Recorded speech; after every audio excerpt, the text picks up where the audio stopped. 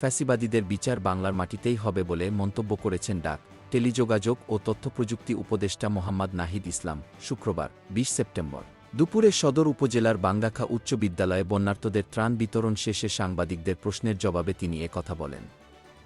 নাহিদ ইসলাম বলেন, সারা দেশে যে মামলাগুলো রয়েছে এর মধ্যে অনেকগুলোই গ্রহণযোগ্য নয়। সেক্ষেত্রে আমাদের আহ্বান রয়েছে সুনির্দিষ্ট অভিযোগের ভিত্তিতেই যেন মামলাগুলো করা হয়। সেই মামলার ভিত্তিতেই যেন পুলিশসহ প্রশাসন দ্রুত ব্যবস্থা গ্রহণ করে ও জড়িতদের গ্রেপ্তার করা হয়। রাষ্ট্রীয় সংস্কার কার্যক্রম নিয়ে নাহিদ বলেন, ইতিমধ্যে আমাদের ৬টি সংস্কার কমিটি হয়েছে।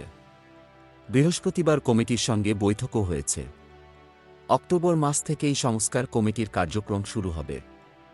শিক্ষা ও গণমাধ্যম সহ আরও কিছু সংস্কার কমিশন গঠনের পরিকল্পনা রয়েছে। কমিশনগুলো সংশ্লিষ্ট ও অভিজ্ঞদের সঙ্গে আলোচনার মাধ্যমে রূপরেখা তৈরি করবে। তখন সকল রাজনৈতিক ও সামাজিক পক্ষ মিলেই আমরা রূপরেখা অনুযায়ী সংস্কার কার্যক্রম শুরু করব। তিনি বলেন, অভ্যুত্থানের বড় দুর্যোগ এসেছে আমাদের দেশে। আমরা দেখেছি এ দুর্যোগে দেশের জনগণ সর্বোচ্চ সহযোগিতা করেছে।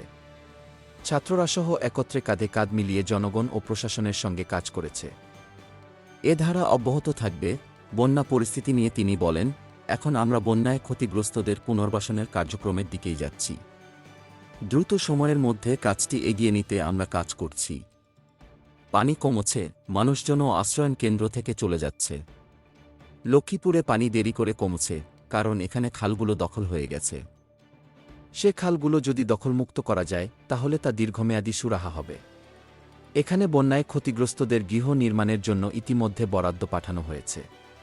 সে বরাদ্দ অনুযায়ী খুব শীঘ্রই গৃহ নির্মাণ করা হবে। জনস্বাস্থ্যের বিষয়টি আমরা সর্বাধিক গুরুত্ব দিয়ে দেখছি।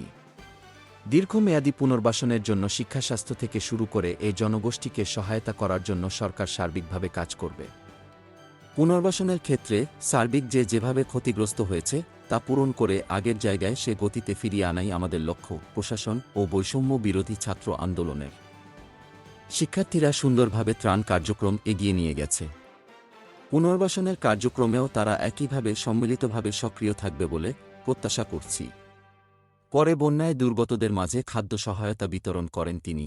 এ সময় উপস্থিত ছিলেন লক্ষ্মীপুর জেলা প্রশাসক রাজীব কুমার সরকার, জেলা পুলিশ সুপার মোহাম্মদ আক্তার হোসেন, সদর উপজেলা নির্বাহী কর্মকর্তা ইউএনও আরিফুর রহমান, সদর উপজেলা সহকারী কমিশনার ভূমি অভি দাস ও সদর মডেল থানার ভারপ্রাপ্ত কর্মকর্তা ওসি ইয়াসিন ফারুক মজুমদার প্রমুখ। ডেস্ক রিপোর্ট, বিই নিউজ।